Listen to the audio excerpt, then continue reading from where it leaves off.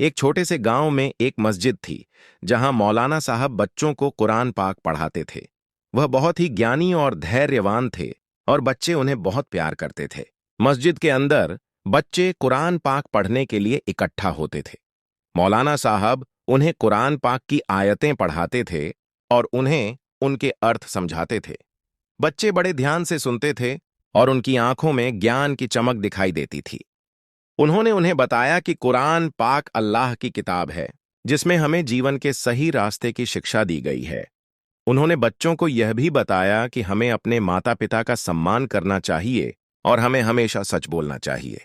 बच्चे मौलाना साहब की बातें सुनकर बहुत प्रेरित हुए और उन्होंने यह तय किया कि वे अपने जीवन में कुरान पाक की शिक्षाओं को अपनाएंगे।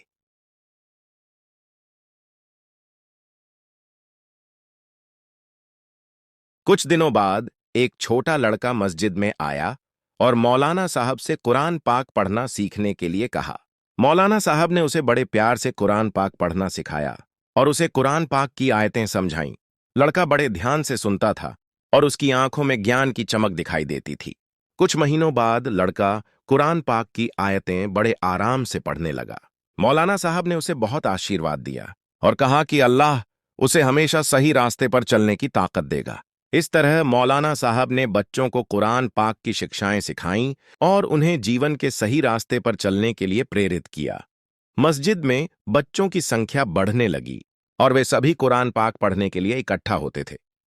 मौलाना साहब ने उन्हें बहुत आशीर्वाद दिया और कहा कि अल्लाह उन्हें हमेशा सही रास्ते पर चलने की ताकत देगा।